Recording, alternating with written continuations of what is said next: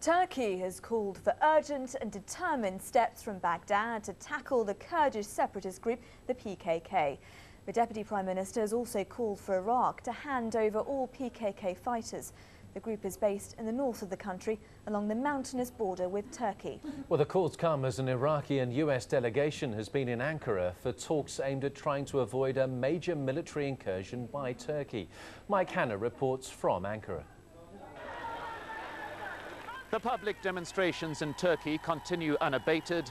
The pressure on the government to take full-scale military action across the border increasing rather than waning as the days go by. In the public view, the apparent policy of restraint a sign of weakness, a surrender of Turkish sovereignty to outside forces like the United States.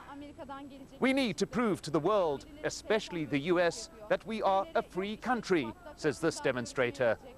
The struggle is ours alone, says another. We've done it before and can do it again, even more powerfully. In Ankara, talks took place throughout the day between Iraqi and Turkish ministers. From the Iraqi side, an initial report that progress was being made. But indications are that the Turkish government is still seeking more than what Iraq at this point has to offer, reiterating in particular the demand that PKK leaders be arrested.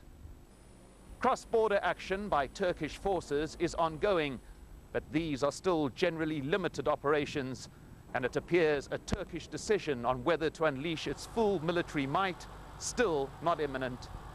Despite the public pressure, the government apparently still of the view that all diplomatic measures are not exhausted. Hanna, Al-Jazeera, Ankara. Let's get more on the situation, and joining me in the studio is Fereydun Rafiqu Hilmi, who's an independent analyst on Kurdish affairs. First question is really, do you think these talks in Ankara could be enough to avert a potential war? Well, I don't think there's going to be a war. I don't think the whole thing is about a war. It's about putting pressure on each other. I think the Kurds, the PKK and the Turks are trying to put pressure on each other to get to their ultimate goals. The PKK wants to talk to the Turks about the Kurdish rights in Turkey. The Kurdish government in northern Iraq is trying to put pressure on the Turks to talk to them as equal. In other words, they want formal relationships with the Turkish state. And Turkey, of course, wants the opposite. They want to make sure that the Kurdish government does not become a bona fide, legitimate government. So there's not going to be war, but there's all the pressure to threaten war. And the threat of war is more powerful than the war itself, because the war is not going to achieve anything. They are not going to fight with the Kurdish government. They're not going to fight with the US. If they do anything, they will incur into Iraq, kill a few people, and probably stay there in bulk. Key point that you made there about the Kurds wanting the US to deal with them as equal partners. How realistic is that? The Kurds want the Turks to deal with them as equal partners. Well, that's not realistic. The Turks will not have it.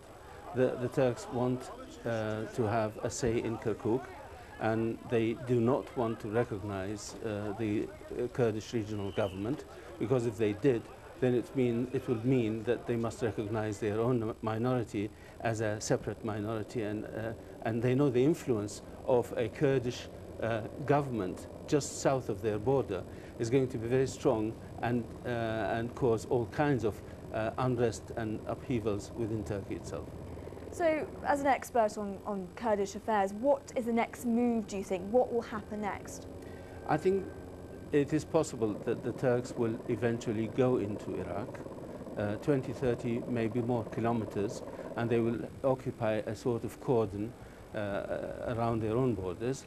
They will do operations against the PKK, bomb them and so on, and maybe even the Americans and the Peshmerga will join in just simply to get the Kurds on their own, on their side, and to be able to do some deals with them for the future. Okay, Dr. Fereydun Rafiqu Hilmi, thank you very much for joining us.